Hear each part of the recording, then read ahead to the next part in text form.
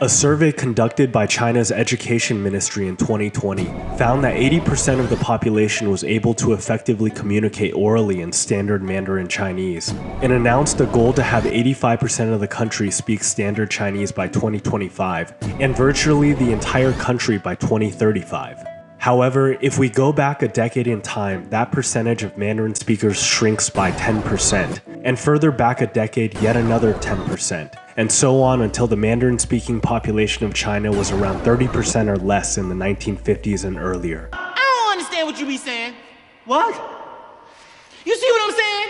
Today, there are just shy of 1.5 billion people living in China, and yet there are only roughly 1.2 billion Chinese that speak Mandarin fluently, meaning that 300 million Chinese can't speak Mandarin proficiently even in the present day. That's almost equivalent to the entire population of the United States being unable to communicate using their own national language. Ernestine's place up there, stop along there about where you turn up to Tony's there in them pine patch, right? And along with that log house, you probably see a boomer right there.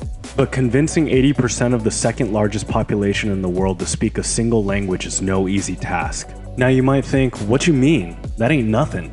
Lots of Chinese people speaking one Chinese dialect? What's the big deal? That's what they do. Well, not exactly, and don't be racist, because China's big. Like, really big. Just slightly smaller than the entire continent of Europe, in fact. And historically, with just as much linguistic diversity, containing hundreds of different languages and dialects.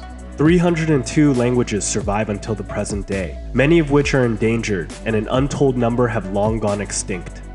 To put this into perspective, let's look at India, the only comparable nation in the world to China when it comes to numbers and size. With a slightly larger population and smaller land area, Hindi is the most widely spoken language in the country. But even at number 1, only 530 million Indians speak Hindi proficiently. That's less than half of the total population. So for China to achieve 80% linguistic homogeneity is an unparalleled feat.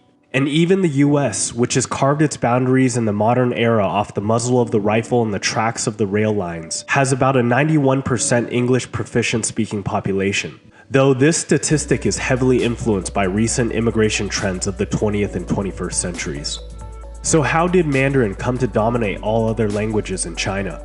Well, let's talk about it, brah.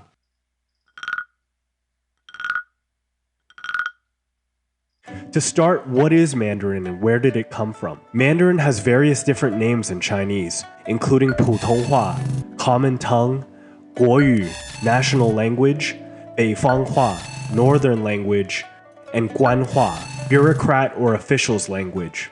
Guanhua being the inspiration for the world's exonym for Mandarin, as 16th century Portuguese Jesuits translated official into Mandarin, or minister in Portuguese. The latter two names together give clue as to why Mandarin became the lingua franca of China.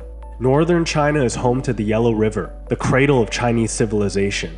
The concept of China and being Chinese originated in this region, and expanded outwards through conquest and absorption of indigenous peoples and cultures outside the Yellow River Basin.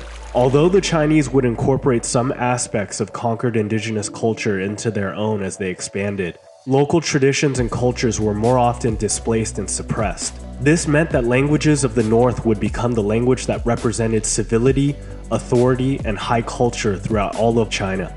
Government officials and the aristocracy mostly spoke Northern Chinese dialects, meaning Northern Chinese was spoken all throughout the empire, while Southern Chinese dialects would generally not proliferate outside of their own native boundaries. The Chinese have different languages in different provinces, to such an extent that they cannot understand each other. They also have another language, which is like a universal and common language. This is the official language of the Mandarins. It is among them like Latin among ourselves.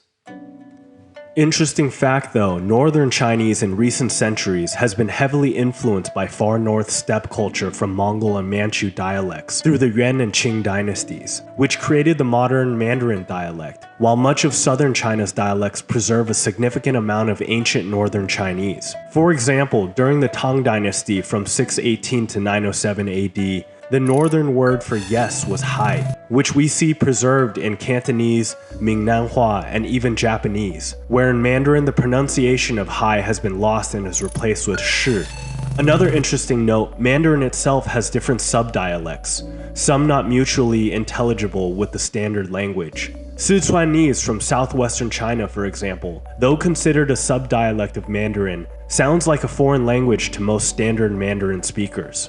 这个市场就是买不到，5块钱我成本都收不回来，反正也只剩这么多了，弄个子。那算球。Given the vast number of dialects spoken throughout China, what makes them all Chinese languages besides existing within China's borders? Well, they all share a single writing system thanks to China's first emperor, Qin Shi Huang, who unified the kingdoms of the Yellow River Basin and promulgated small seal script, an archaic form of Chinese writing. Emperor Qing, infamous for his cruelty and suppression in his conquest of China, enacted an imperial mandate in 220 BC that every single piece of writing throughout the empire was only to be written in Qing script. Any use of the other 5 major Chinese scripts was strictly forbidden at academies. Though Chinese writing would continue to evolve over the millennia, China would forever be unified under a single writing system, arguably being one of the main pillars that held the many different ethnic groups of China together under one common academic culture, influencing the modern borders of China today. After all, people that share a common written language can share their knowledge and experiences with each other more readily, nurturing greater camaraderie and eventually the idea and belief in a singular ethnic identity. However, Japan, Korea, and Vietnam are a few notable exceptions that remain independent despite using the same unified Chinese writing system for centuries. To make things more difficult for the Chinese to unify their spoken language, historically they had another unique challenge compared to all other world languages in being the only surviving written language to be purely logographic, in which the printed symbols represent entire words without relating to pronunciation. This means that traditionally, a reader could not spell out each sound within each word, leaving greater room for diversity in regional pronunciation, fostering the preservation of different dialects despite a common written language. While the Qing dynasty achieved an impressive feat in unifying China's written language, they could only dream of unifying such a vast empire under a single spoken language. That being said, there were many recorded cases of the existence of prestige languages throughout ancient Chinese history. Confucius, for example, used Yayan, also known as Tongyu, rather than colloquial regional dialects. However, all of these standard dialects were probably unknown outside the educated elite, perhaps something akin to Latin in medieval Europe. In 1375, the Hongwu Emperor commissioned a dictionary to be drafted to provide standards for Mandarin pronunciation, but failed to gain traction amongst the educated elite. In 1728, Emperor Yongzheng was pissed off after being unable to understand the Mandarin of his government officials from the southern provinces of Canton and Fujian. I don't understand what the hell you're saying. What do you mean? He ordered the founding of academies of correct pronunciation in provinces outside of northern China. This attempt once again failed to see any long-lasting success, though through these academies several surviving textbooks provide us with insight into the ideal pronunciation of that era. Before the 19th century, the standard was based on the Nanjing Mandarin dialect, the capital of the fallen Ming dynasty. But by the tail end of the Qing dynasty in the early 20th century, the Beijing dialect became increasingly more influential as the Qing's capital was situated in Beijing. In 1912, the Commission of the Unification of Pronunciation was organized by the Beiyang government, who created a series of phonetic symbols for Mandarin, resulting in the creation of Zhuwing, which is still used in Taiwan today, that set the standard for Mandarin pronunciation, which was loosely based around the Beijing dialect. An unprecedented feat that had never been successfully implemented for all of China's 5,000-year history. In 1920, the commission used a gramophone to record the exact sounds, eliminating the natural wandering of pronunciation over time. All provinces were to establish facilities to promote and study the 6,500 standardized Mandarin sounds, where representatives would gather and return to their respective counties to spread the words. Spread the word of Mandarin.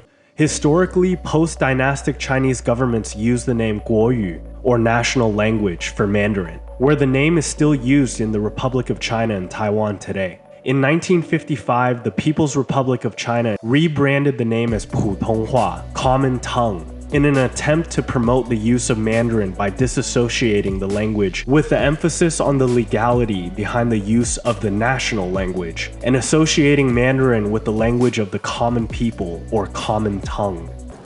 We speak the common tongue. It's worth noting that despite standard Chinese Mandarin being based on the Beijing dialect, today, much of the colloquial vocabulary is not included in standard Chinese and may not be understood by people outside of Beijing. In the second half of the 20th century, both mainland China and Taiwan continued their efforts at achieving linguistic homogeneity, with both governments emphasizing the importance that all citizens conform to a single spoken language to ensure productive and harmonious societies. While achieving a truly standardized spoken language holds much value, it comes at the cost of the many simply trying to preserve their traditional way of life. Today, in mainland China, the war over language continues, with the CCP's focus drawn towards the periphery ethnic groups that don't identify as Han Chinese, whose languages are not considered Chinese dialects, but stem from entirely different language groups, most notably the Uyghurs, Tibetans, and Mongolians. These groups share fewer intrinsic cultural similarities to Chinese culture and have proven more difficult to assimilate, with independence movements regularly sprouting in these peripheral provinces. In 2020, protests in Inner Mongolia against cuts to Mongolian language instruction in schools were met with harsh crackdowns and arrests. In post-World War II Taiwan, through the death of Chiang Kai-shek in 1975, Taiwanese and Aboriginal languages were banned from being spoken in public. Musician Wen Xia became known as the king of banned songs due to having more than 100 Taiwanese songs banned by government authorities. During the Nationalist Party's rule over the island, at least 10 Aboriginal languages have gone extinct. However, in contrast to increasing strictness, the CCP and the nationalists have also become more laxed over language suppression in many ways in the 21st century. In mainland China, with special government permission, networks are permitted to broadcast media in non-Mandarin languages. For example, Guangdong Today, a popular TV program, broadcasts much of their content in Cantonese. 你個漢語好啊，定係廣東話好啊？ 我 speak Japanese 很好。我唔係問你日本話，亦都唔係問你蒙古話，我問你識唔識廣東話。 Where schools were previously forbidden from offering courses on non-Mandarin Chinese languages and dialects, there is now government funding for teaching many minority languages in an effort to revitalize endangered languages. Taiwan in the 21st century has also strayed away from language suppression, with many schools now offering optional Taiwanese and Aboriginal language courses. Many popular radio and television networks broadcast their content exclusively in Taiwanese. With virtually 100% proficient Mandarin speaking ability projected to be achieved within this generation, is it a net positive for China? On one side, you will truly unify all your citizens under one spoken language, which further solidifies a unified China under a singular Han Chinese ethnic identity. But on the other side, you will lose much of the cultural diversity that shaped your nation's 5,000-year history. What's more important at the end of the day? Let me know what you think in the comments. Thanks so much for watching. While I love thinking and talking about history, this channel is a huge commitment of time. If you enjoyed, please consider liking and subscribing so I can continue putting out more content and growing this channel.